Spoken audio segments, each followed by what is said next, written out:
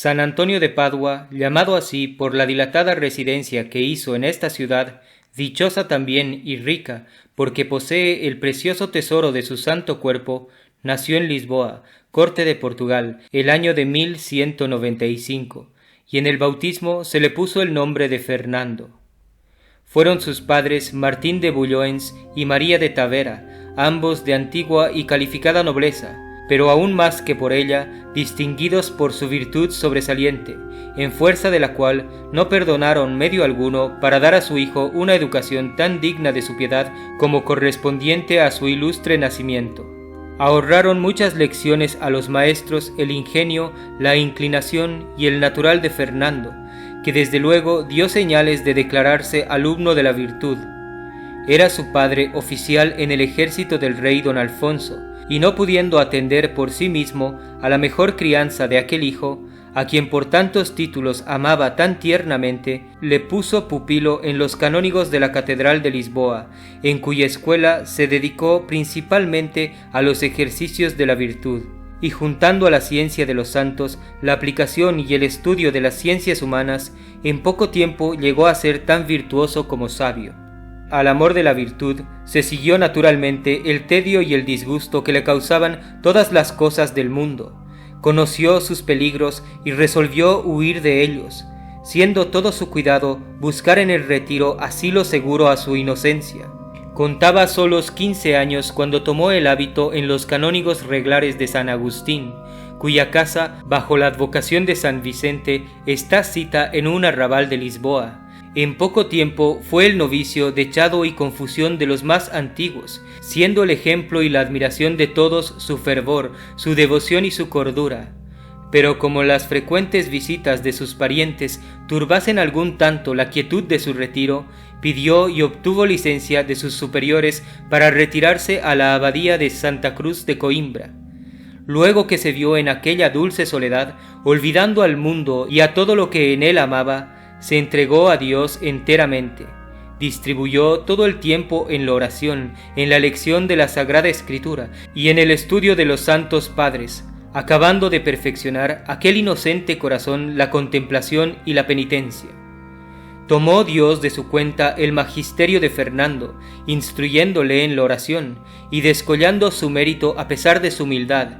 Desde entonces le reconocieron todos por uno de aquellos prodigios de virtud que envía Dios a su iglesia, haciéndolos desear por muchos siglos. 8 o 9 años había empleado nuestro santo en estos fervorosos ejercicios cuando llegaron a Coimbra los cuerpos de 5 religiosos del seráfico padre San Francisco, que, habiendo pasado a Marruecos a predicar la fe de Jesucristo a aquellos mahometanos, recibieron en premio la gloriosa corona del martirio. Inflamóse el celo de nuestro Fernando a vista de aquellos ilustres mártires, y se encendió en su corazón un ardentísimo deseo de derramar a su imitación toda su sangre por amor de Jesucristo. Al deseo del martirio se siguió, como naturalmente, el de trasladarse a una religión que ya daba mártires desde su misma cuna. Sobresaltó esta proposición a los canónigos reglares, pero al fin todo lo venció la constancia de Fernando. Tomó el hábito de San Francisco el año de 1221, y no faltó quien contó esta mudanza entre uno de los mayores milagros que obraron los 5 mártires en mucha gloria de su orden. Dejó el nombre de Fernando con el hábito de canónigo reglar y tomó el de Antonio en honor de San Antonio Abad, a quien estaba dedicado el convento donde recibió el hábito franciscano. Creció muy en breve el fervor de Fray Antonio a vista de la pobreza evangélica, de la humildad religiosa y de la grande austeridad que profesaba la religión seráfica, tanto que parecía no poder subir más de punto el santo odio de sí mismo y desprendimiento de todo y los ejemplos de la más tierna devoción. Al mismo paso, iba creciendo también cada día el fervoroso deseo de derramar su sangre en defensa de la fe, impaciente ansia que le hacía parecer importuno, solicitando incesantemente de los superiores la licencia para pasar al África y dedicarse en ella a la conversión de los moros y de los sarracenos. Obtúvola finalmente, pero luego que se embarcó se sintió malo, detúvole la enfermedad en las costas de África todo el invierno, y sintiéndose cada día más débil, se vio precisado a restituirse a España. Distaba pocas millas del primer puerto cuando un temporal arrojó el bajel sobre las costas de Sicilia. Tomó tierra en Mesina, donde tuvo noticia de que se celebraba en Asís un capítulo general de su orden, al que había de asistir o asistía ya el padre San Francisco, y con las ansias de conocer al grande patriarca se encaminó a aquella ciudad. Luego que éste le abrazó, descubrió el precioso tesoro que se ocultaba en Antonio, dándolo a entender las demostraciones de amor y de estimación con que le distinguió. No así los demás padres guardianes a quienes se presentó, tuviéronle por un fraile inútil y ninguno le quiso recibir para su convento. Movióse a compasión el padre Graciani, provincial de la Romanía, y llevándole consigo le asignó para el desierto de Monte Paulo, que era un conventillo retirado en lo más áspero de las montañas. No se le podía proporcionar a Fray Antonio soledad más de su gusto ni más a propósito para que estuviesen ocultos sus milagrosos talentos, mas al fin se llegó el tiempo de que aquella antorcha resplandeciente se pusiese sobre el candelero, saliendo de debajo del celemín. Enviado a Forlì para que recibiese los órdenes sagrados, concurrió con muchos religiosos jóvenes de Santo Domingo, que iban al mismo fin y se hospedaron también en el convento de San Francisco. Sobre comida, rogó el padre guardián a estos religiosos que platicasen a la comunidad alguna cosa de edificación, y habiéndose excusado todos, mandó a Fray Antonio que lo hiciese. Subió al púlpito y habló de repente con tanta dignidad, con tanta elocuencia, con tanta energía, que asombrados todos se quejaron de que estuviesen sepultados tan singulares talentos en la soledad de Monte Paulo. Dio parte el guardián de este suceso al patriarca San Francisco, y mandó el santo que Fray Antonio estudiase teología escolástica, antes que se le aplicase al ministerio de la predicación. Hizo en poco tiempo tantos progresos en ella que el mismo patriarca le ordenó la enseñase públicamente, y a este fin le expidió una patente en estos precisos términos. A su muy amado Fray Antonio: Fray Francisco, salud en Jesucristo. Paréceme que expliques los libros de la Sagrada Teología a los frailes, pero de suerte, como sobre todo te encargo, que el ejercicio del estudio no apague en ti ni en ellos el espíritu de la oración, como lo previene la regla que profesamos. El Señor sea contigo. Obedeció el santo y enseñó teología con admiración en Bolonia, en Montpellier, en Tolosa y en Padua. Es cierto que los errores del tiempo pedían un sabio teólogo, pero la licencia y el desorden de las costumbres no clamaban menos por un celoso misionero. Fuelo San Antonio, y con aquel género de fruto que sólo es regular en los apóstoles. Hicieron tanto ruido los primeros sermones que predicó, que concurrían de todas partes a oírle. No cabiendo los auditorios en las iglesias más capaces, se veía precisado a predicar en las plazas y en los campos. Cesaban los negocios, cerrábanse las tiendas y se suspendían todos los oficios hasta acabarse el sermón. A ningún predicador se le oyó nunca con mayor atención, ni con mayor silencio, ni con mayor ansia, pero tampoco ningún otro predicó con mayor fruto. Ordinariamente interrumpían el sermón los sollozos y los llantos, siguiéndose a ellos innumerables conversiones. Al acabar el sermón, se veían frecuentemente venir a postrarse a los pies del santo los más empedernidos pecadores y los herejes más obstinados. Era tan grande el número de confesiones que no bastaban para oírlas todos los religiosos ni todos los sacerdotes seculares. No es posible decir el fruto que hizo en pocos años. Predicó en las tierras del estado eclesiástico, en la Marca Trevisana, en la Provenza, en el Languedoc, en el Lemosín, en Velay, en el Ducado de Berry, en Sicilia y particularmente en Roma y en Padua, siendo casi infinito el número de conversiones que hizo en todos estos parajes.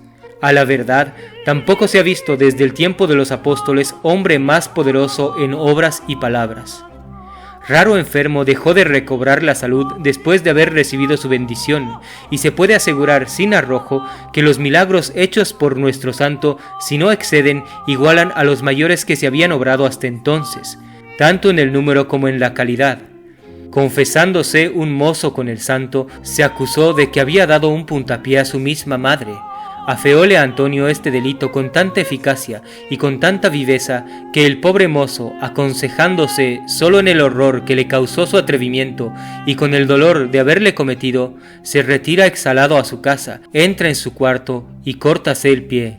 Noticioso el santo de aquella indiscreta y pecaminosa penitencia, parte apresurado a buscarle, repréndele su indiscreción, pide el pie cortado, aplícale a la pierna y queda de repente unido a ella a vista y con asombro de todos los concurrentes. Hallábase en Padua cuando tuvo noticia de que su padre, acusado falsamente de un homicidio en Lisboa, estaba en peligro de ser sentenciado a muerte. Pide licencia al superior para marchar a Portugal y en un instante se halla en Lisboa milagrosamente. Vista a los jueces, declara la inocencia de su padre, y viendo que no daban fe a su testimonio, les requiere que el cuerpo del difunto sea presentado en la sala de la audiencia. La novedad del caso había traído a ella toda la ciudad. Pregunta al difunto, y le manda en nombre de nuestro Señor Jesucristo que declare en voz alta y perceptible si su padre era autor del asesinato que se había cometido en su persona. Levantóse el cadáver y declaró públicamente la inocencia del acusado, y hecha esta declaración se volvió otra vez a componer en su féretro. La admiración y el pasmo que este suceso causó a los asistentes es más fácil de comprenderse que de explicarse. Hizo Antonio una fervorosa plática a toda su familia, exhortándola a la virtud, y en un momento se vio restituido a su convento de Padua. Quizá no tuvo jamás la herejía enemigo más formidable. Desarmóla y confundióla. Predicó un día en Tolosa sobre la realidad del cuerpo de Jesucristo en el sacramento de la Eucaristía. Oyóle un famoso hereje y le confesó que sus razones no admitían réplica, más que para creer necesitaba un milagro. Bien está, le replicó el santo, escoge el que quisieres.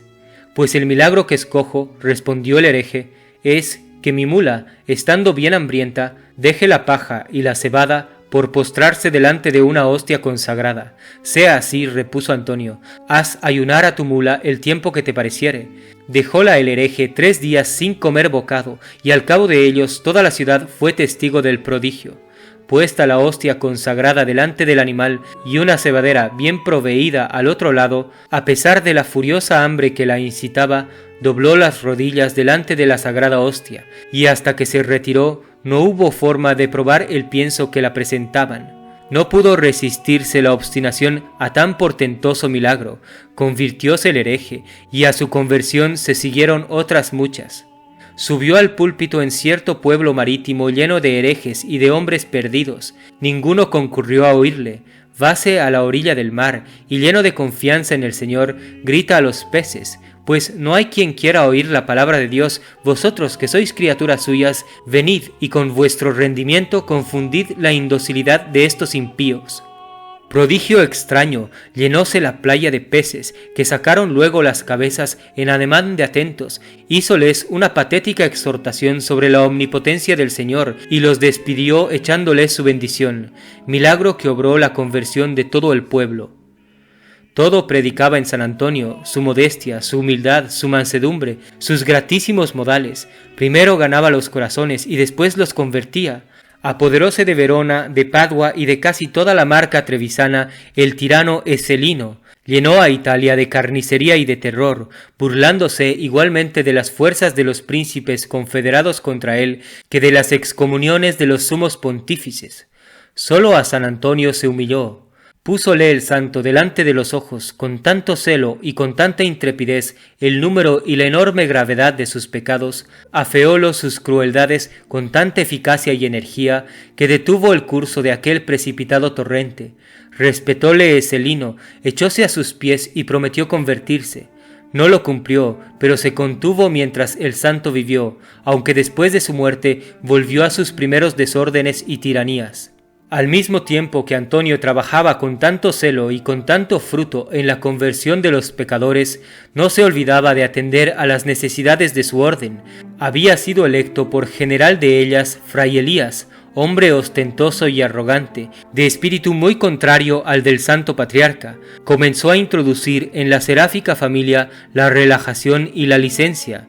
Era Antonio provincial de la Romanía y se opuso valerosamente a las novedades del general. Recurrió al Papa Gregorio IX, en cuya presencia defendió aquel admirable compendio de la Santa Regla, que se llama el Testamento de San Francisco, y conservó en la religión el vigor y el espíritu de pobreza y de austeridad que constituye su verdadero carácter. Citado a Roma Fray Elías, fue despojado de su cargo, y como nuestro santo solo se había movido por el celo de la mayor gloria de Dios, obtuvo licencia de su santidad para renunciar su empleo, con privilegio de que nunca se le pudiese obligar a tomar ningún otro de la orden. Quiso el Papa detenerle en la corte para servirse de su consejo en los negocios de la Iglesia, pero Antonio, suspirando siempre por el retiro, logró con sus reverentes súplicas le permitiese restituirse a su convento de Padua, donde continuó en las funciones de su apostólico ministerio y trabajó también en algunas obras espirituales, que fueron de mucha utilidad a toda la Iglesia de Dios. Apenas se puede comprender cómo un hombre de solos 36 años, de muy delicada salud y esa sumamente quebrantada por sus excesivas penitencias, pudo en tan poco tiempo conseguir tantos triunfos de los herejes, convertir un sinnúmero de pecadores, enseñar y predicar en las más célebres ciudades con un séquito jamás oído, correr en la Italia, la Francia, la Sicilia y la España con fruto tan universal y llenar el mundo con la fama de sus hechos y portentosas maravillas, efectos prodigiosos del ardiente amor que profesaba Jesucristo. Pocas almas le amaron con mayor ternura y pocas fueron más tiernamente amadas del Salvador. Comunicóle un elevado don de contemplación. Éranle muy frecuentes las revelaciones, los éxtasis y las visiones. Movido un día de curiosidad el huésped que le tenía en su casa, quiso acechar lo que hacía en su cuarto y le vio de rodillas con el niño Jesús en los brazos, que le estaba regalando con dulcísimas caricias. Y en este tierno pasaje le representan los más de sus retratos. El que amaba con tanta ternura al Hijo no podía menos de profesar una singularísima devoción a la Madre, y tan precoz que parecía haber nacido con nuestro Antonio. Por lo menos es cierto que en él se anticipó al uso de la razón. Dilatábase el corazón cuando hablaba de esta señora, acreditando sus amantes expresiones la ilimitada confianza que tenía colocada en ella. En sus sermones, en sus escritos y en sus conversaciones siempre se había de hacer lugar a la devoción con la Virgen, y en sus necesidades era el recurso más regular a algunos de los himnos que canta la Iglesia a esta soberana reina. Teniendo revelación de su cercana muerte, se retiró a cierta ermita que se llamaba Campietro, distante 1 legua de Padua, para vacar a solo Dios. Pero duró poco este retiro, porque conociendo que ya estaba muy cercana su postrera hora, rogó a los frailes que estaban en su compañía le llevasen al convento. Tuvo el pueblo noticia de que le traían, y concurrió tanta gente a recibirle que, temerosos los frailes de que le sufocasen, le metieron en el hospicio de los confesores del convento de Santa Clara, donde, recibidos todos los sacramentos, con el fervor y con la devoción que acostumbran los santos, pronunciando el himno «Oh gloriosa Domina», que le era tan familiar, entró en el gozo de su Señor el día 13 de junio del año 1231, a los 36 de su edad y a los 10 de haber entrado en la religión de San Francisco. Luego que expiró, se cubrió de luto toda la ciudad, y los niños corrían por las calles gritando, «¡El santo ha muerto! ¡El santo ha muerto!». Hicieron las monjas de Santa Clara todo cuanto pudieron para quedarse con el precioso tesoro de su cuerpo, pero no lo consiguieron de los religiosos de San Francisco. El entierro más pareció triunfo que pompa funeral. El prodigioso número de milagros que obró en su vida y el de los que se repitieron en su glorioso sepulcro movió al Papa Gregorio IX, que le había tratado y conocido, a mandar se procediese sin perder tiempo a las informaciones necesarias en orden a su canonización. Concluyéronse los procesos el año siguiente y expidió el Papa la bula en Spoleto en 1 de junio de 1232, de manera que la primera fiesta que se celebró de nuestro santo, sin ejemplar hasta entonces, fue puntualmente el primer día aniversario de su preciosa muerte.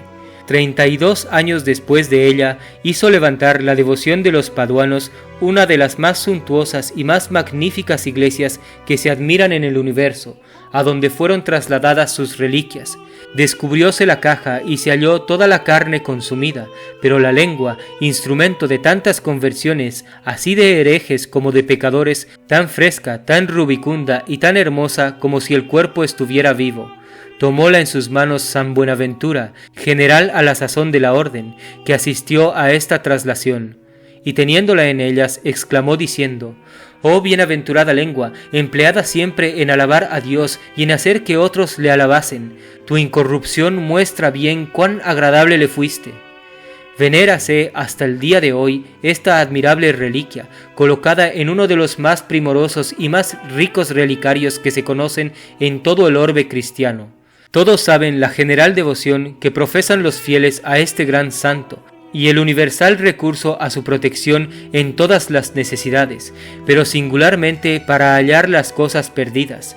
Ignórase cuál fue el verdadero origen de este particular recurso, pero es verosímil no fuese otro que el haberse experimentado tan general protección en todas las necesidades que acudía a ella la devota confianza. En un manuscrito muy antiguo se lee que un gran devoto de San Antonio, vecino de Lisboa, perdió un precioso anillo, dejándole caer por descuido en un pozo muy profundo. Pocos días después se cayó en el mismo pozo la herrada con que se sacaba el agua de él, y habiéndole extraído un criado, se halló en el fondo de ella el perdido anillo, a cuya vista comenzó el criado a gritar: «¡Milagro! ¡Milagro!».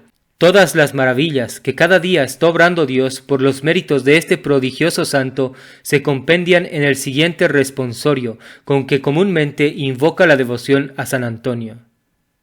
Si buscas milagros, hallarás que por la intercesión de San Antonio la muerte se retira, el error se desvanece, los trabajos cesan, el demonio huye y la lepra se disipa. Los enfermos se levantan repentinamente sanos, el mar alborotado se sosiega, y se rompen las prisiones. Acuden a Antonio los jóvenes y los ancianos, así por los miembros como por las demás cosas que perdieron. Recobran los primeros y encuéntranse con las segundas. En una palabra, destierra los peligros y ahuyenta la necesidad. Díganlo si no los paduanos, y publíquenlo cuantos lo han experimentado. Las reliquias de San Antonio se han distribuido en diferentes lugares de la cristiandad. En Padua se veneran la lengua y la mandíbula inferior, que se exponen a la pública adoración en dos preciosísimos relicarios.